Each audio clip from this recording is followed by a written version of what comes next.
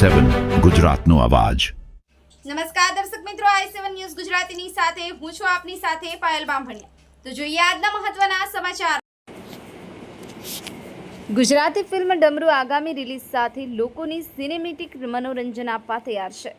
ત્યારે આ ફિલ્મ 23 ઓક્ટોબરે રિલીઝ થવા જઈ રહી છે, જે પહેલા તેનું પ્રમોશનલ ગીત લોન્ચ કરવામાં આવ્યું।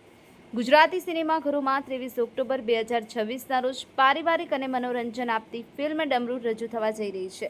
ત્યારે આ ફિલ્મનું પ્રમોશનલ ગીત લોન્ચ કરવા માટેનો એક કાર્યક્રમ અમદાવાદ ખાતે રાખવામાં આવ્યો। કોમેડી, સસ્પેન્સ, ભાવનાત્મક ઊંડાણ અને એક અર્થપૂર્ણ સામાજિક સંદેશનું મિશ્રણ ધરાવતી આ ફિલ્મ નાના બાળકોથી લઈ વરિષ્ઠ નાગરિકો સુધી તમામ પેઢીના દર્શકોને પસંદ પડે તેવી મનોરંજક રોલર કોસ્ટર રાઇડનો અનુભવ આપશે।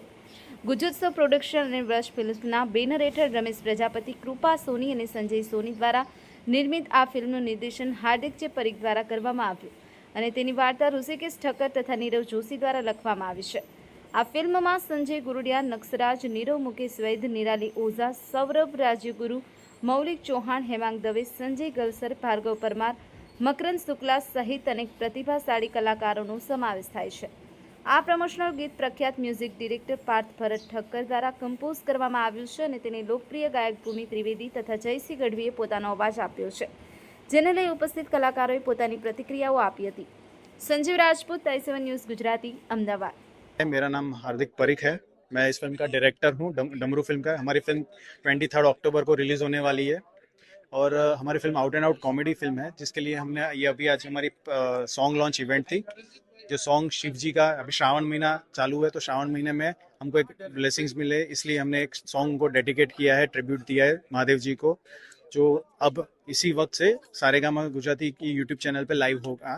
तो आप देखो, आप भी शिव जी के आशीर्वाद लीजिए और आप भी शिव जी की तांडव में मग्न हो जाइए। ડમરૂ નામનું જે સોંગ છે, ડમરૂ ફિલ્મનો પાર્ટ 2 નથી, બટ આ સરસ મજાનું જે સોંગ છે એનો હું પાર્ટ છું અને બહુ જ મજા આવી। પ્રિન્સ તાની કોરિયોગ્રાફી છે, પાર્થ ભરત ઠક્કર મ્યુઝિક છે, ભૂમિ ત્રિવેદીએ ગાયું છે, જયસિંહે ગાયું છે અને ડમરૂ ફિલ્મના બધા કલાકારો છે મારી જોડે।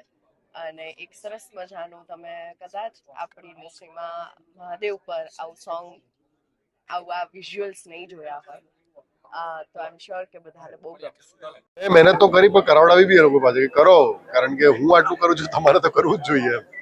એટલે મને એવું યાદ છે કે પહેલો દિવસ મારો રિહર્સલ, હું સેલ્ફ રિહર્સલ કરી રહ્યો હતો અને ત્યારે ભાર્ગવ આવ્યો, મારો છોટકું જે છે। તો છોટકુએ જોયું કે સ્ટેપ્સ બધા થોડા એડવાન્સ અને ડિફિકલ્ટ લેવાના છે, તો કલાક કરીને ભાઈ સાઈડ પર બેસી ગયો।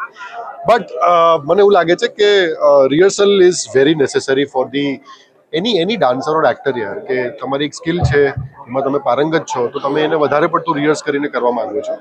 અને સૌથી જે ડિફિકલ્ટ પોર્શન જે મને લાગ્યો ને રિહર્સલમાં, એ તાંડવ હતો, જે છેલ્લે તમે જોશો કે જે તાંડવ પરફોર્મ કર્યું છે। શિવજી ફક્ત કશું કહેવાનું, કારણ કે આ સોંગ છે ને ડમરૂ, જો ડમરૂની જે વાત, તમે ડમરૂ પર સોંગ નથી બન્યું ગુજરાતીમાં જ, શિવજી, મહાદેવ, મહાકાલ પર સોંગ છે, પણ ડમરૂની ઉપર વાત નથી। તો પહેલા જે અમારી ઇનિશિયલ થોટ હતી એવું હતું કે યાર કંઈક રીમેક કરીએ, ડમરૂ પર કંઈક મળતું હોય તો, પણ ડમરૂ પર આજ સુધી ગુજરાતી ભાષામાં કોઈ સોંગ જ નથી। સો ફર્સ્ટ ટાઈમ દેન વી ક્રિએટેડ કે ભાઈ આપણે હવે આપણી ગુજરાતી ભાષામાં એક સુંદર મજાનું ડમરૂ પર શિવજી।